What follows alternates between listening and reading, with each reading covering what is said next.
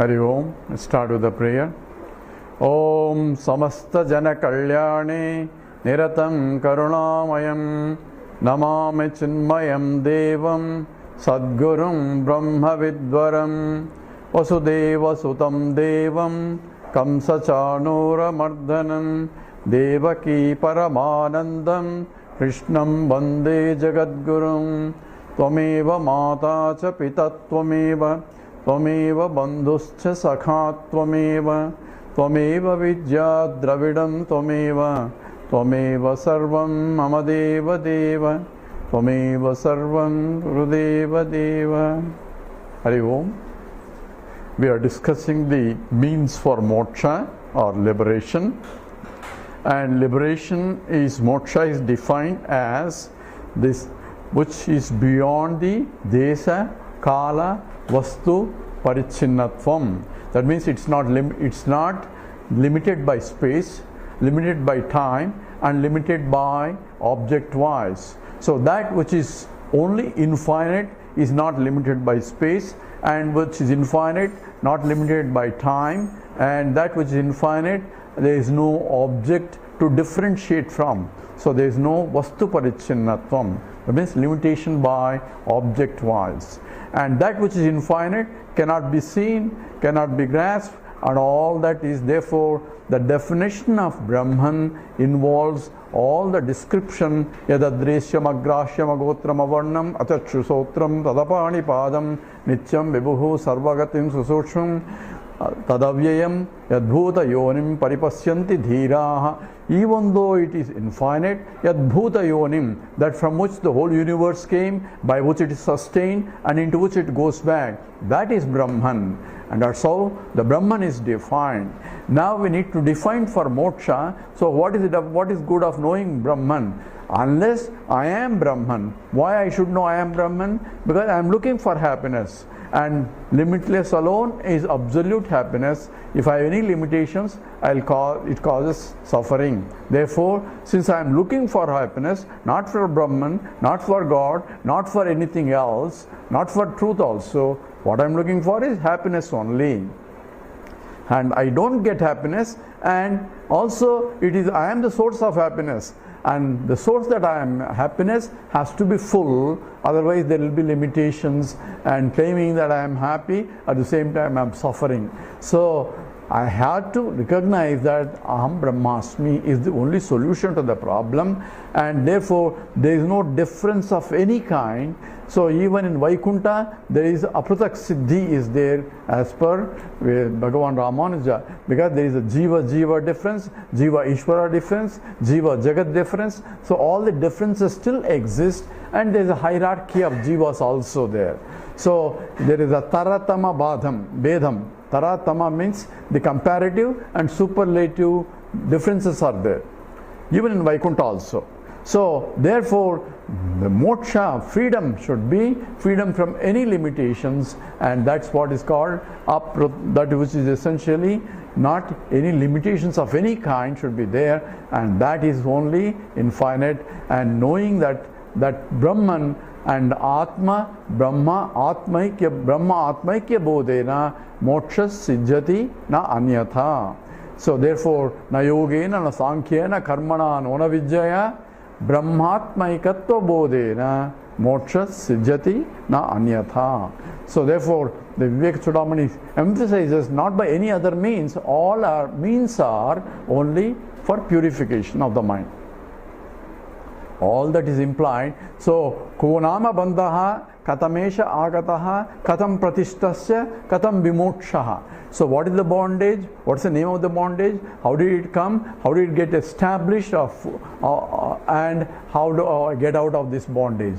All that is implied in the question of the student.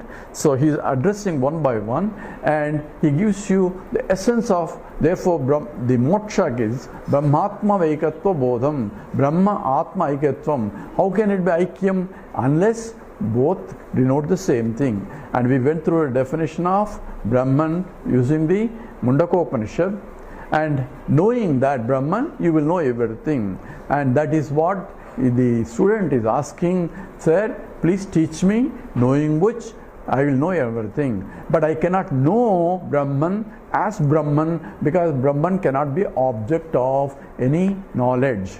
But at the same time, Brahman exists. It is pure existent consciousness. It exists as your own self, and therefore it is aparoksha jnanam. It is not a pratyaksha jnanam or paroksha jnanam, but it is aparoksha jnanam. Aparoksha means it is not paroksha. Aparoksha means not paroksha. That means not indirect. But at the same time, it's not pratyaksha also. So it doesn't say pratyaksha jnanam, because pratyaksha jnanam is perceptual knowledge. Anything that I see is but yadadresyam agrahyam agotram avarnam. So scripture is telling that which cannot be seen, that which cannot be heard. So any pratyaksha pramanam is one can hear, one can see, one can touch, one can taste. So sabda, sparsa, rupa, rasa, gandha. All five senses can only operate in the perceptual field, limited field. But this is beyond that, and that's how the God is defined. Now we will take up the definition of what is Atma, and this is done in the Mandukya Upanishad, where it starts introducing there are four aspects of Omkara. It starts with Omicheta Aksharam Brahma. That Omkara itself is four Chatushpad. There are four parts. And four parts are, it consists of Akara, Ukara, Makara, and that which silence after that is the fourth one. So Akara stands for waking state, Ukara stands for dream state, and Makara stands for deep sleep state, and the silence between them is the fourth state that pervades all that.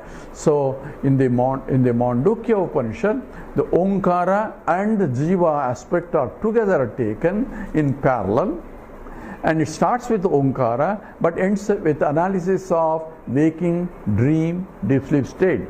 And then after describing the waking state and the dream state and the deep sleep state, it goes into the fourth state as called, and that which pervades all this state, and that's where the self is defined. Now if you look at the description of the self in the seventh mantra of the Mandukya Karika, and in the Brahman that is described in the sixth mantra of the Mundaka Upanishad, you see exactly parallelism. One side is defining Ishvara, another side is defining the self or the Jivatma or essence of Jivatma. The fourth aspect of it, it's not a waker, it's not a dreamer, it's not a deep sleeper, but it pervades all the waking, dream and deep sleep state. And then we'll take that sloka, one of the beautiful descriptions of the self, just as we did for the Mundaka Upanishad for Ishvara. So here it says, Nanta pragyam, na bahir pragyam, no bhayata pragyam, na pragyana ghanam, na pragyam, na pragyam, adrushtam, avyavaharyam, agrahyam, alakshanam, achintyam, avyapadesyam, ekatma pratyayasaram, prapanchopashamam, shantam, shivam, advaitam, chaturtham manyante, sa atma, sa vigneyaha. So it is, again we'll chant again. This is the mantra 7 of the Mandukya Upanishad.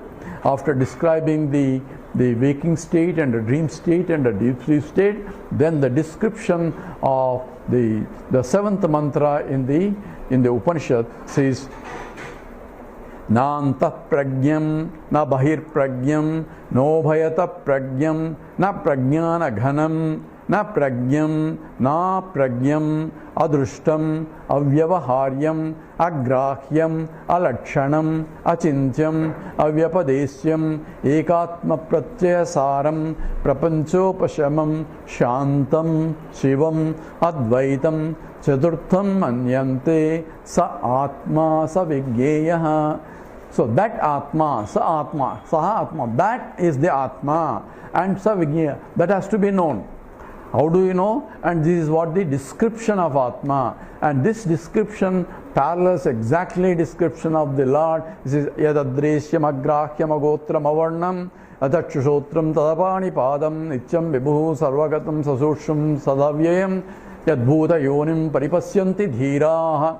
So that definition of the Ishvara and this definition of the Jiva all run parallel almost. Na antah pragyam, it is not the inner essence, that is when I am in the dream state, I am as though looking at the whole world in the antahkarana, where the whole mind is projecting the varieties of the whole world itself. I am not that. That, the fourth one, is not that. It is there because without that I will not know the dream world. So therefore it is there, but it is not that. So when I say I am a dreamer, I am is there and the dream world is there. But that I am is not the dream state. That's what is being defined. Na anta pragyam, na bahir pragyam. So he is negating the dream state and bahir pragyam, not waking state also. So I am there as a waker, but waking world comes and goes, but I am still there. Therefore I am not the waker.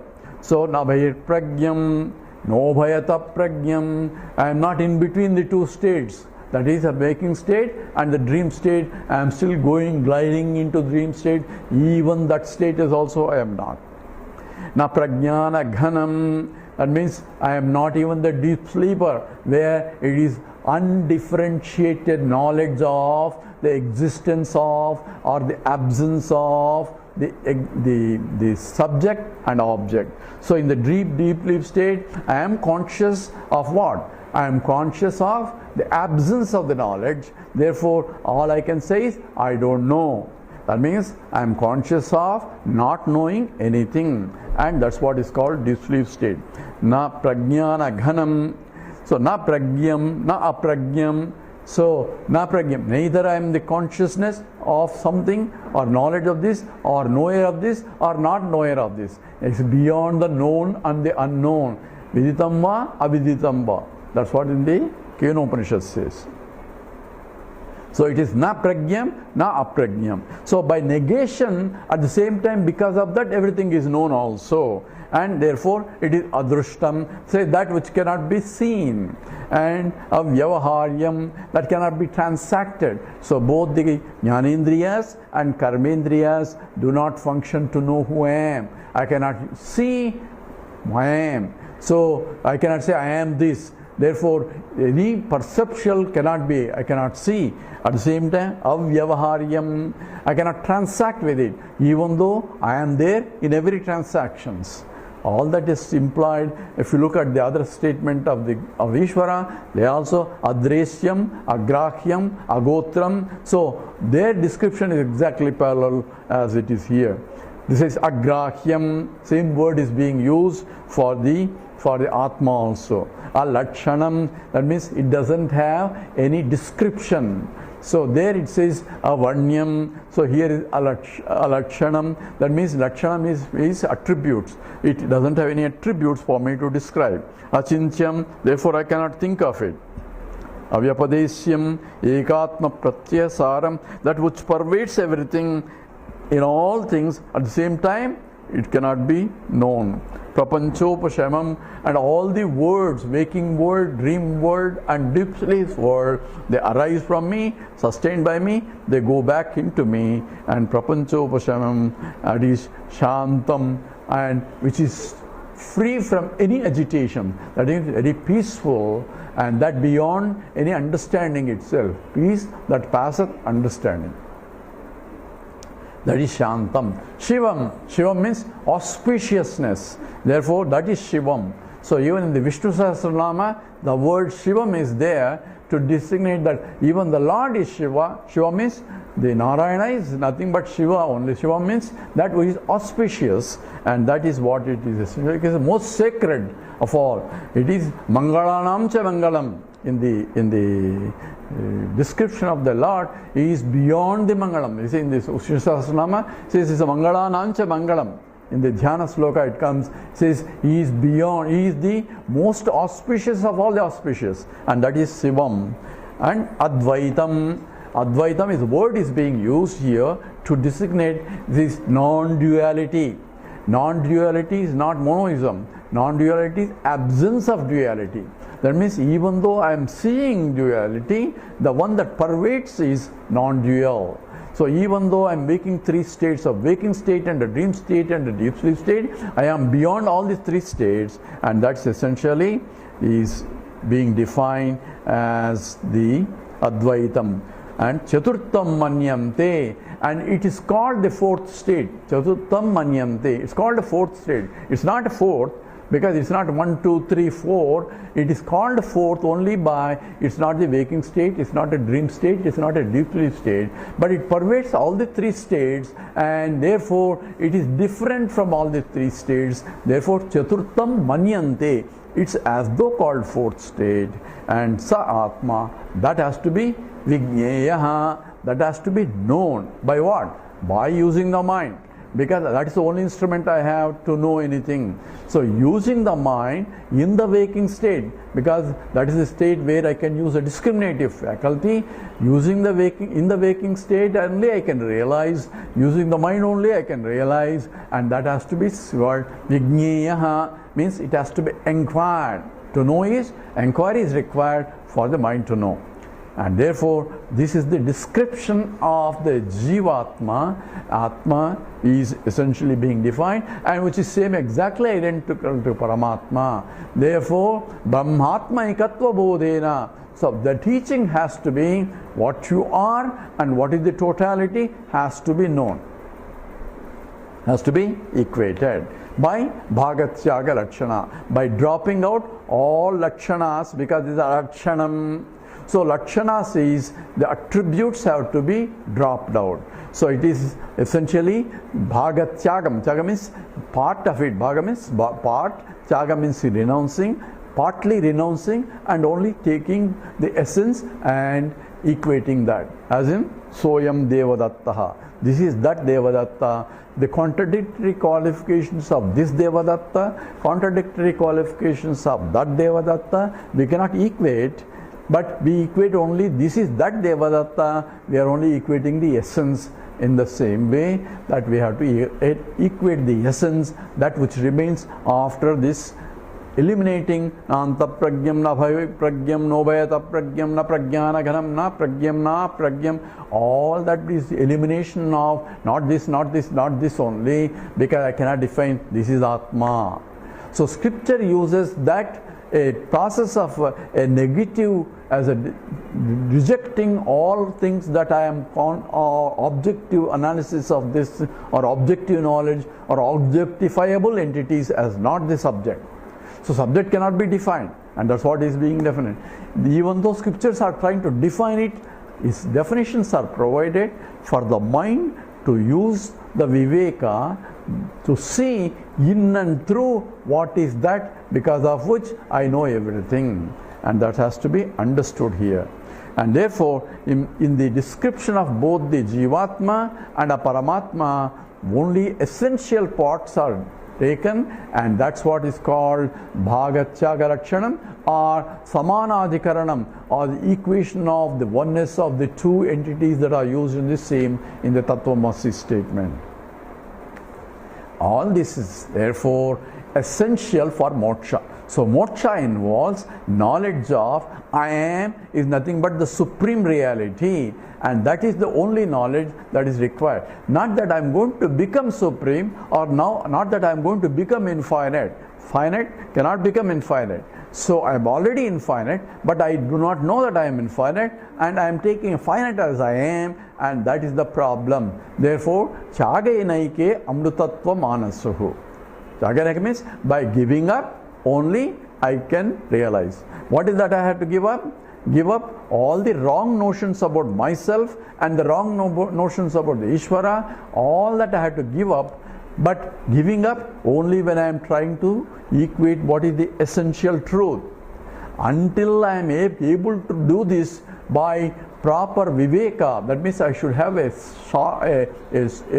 very subtle mind to discriminate that in and through that I cannot see in everything that I see.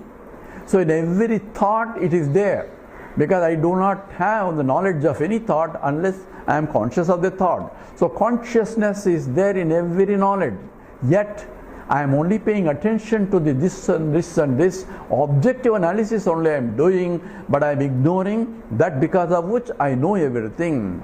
Just as when you are looking at my hand, you are seeing the hand and you say, I am seeing the hand, you are ignoring that it is the light actually you are seeing, but you are paying attention to the reflecting medium rather than the reflecting light, even though it's a reflecting light that you are seeing. So you are paying attention to the medium that is getting reflected, you are paying attention to the body, mind and intellect that are reflecting medium and say, I am that. That is where the problem is. Now, because of that lack of understanding, my whole suffering comes. And then we go into the more details in terms of what need to be done and where how this gets firmly abides or established in the bondage itself. Because Konama bandha katamesha agataha. What is the bondage? Taking an Atma as Atma is a bondage. Therefore, what is the liberation? Brahmatmaikatva bodhena. I am the Brahman has to be known. And how did it get established? When I firmly say Konama bandha katamesha agataha. Katam pratishtaha. That's what we'll analyze in terms of how it became deep-rooted, life after life, and spending on this ignorance and all my sufferings, and that has to be understood. Once I recognize that why am I suffering, then I know I have to see the other side in terms of what is the real truth. With this we'll stop here. Om Purnamada Purnamidam Purnat Purnamudachyate Purnasya Purnamadaya Purnameva Sishyate. Om Shanti Shanti Shanti. Harihi Om Sri Gurubhyo Namaha. Harihi Om.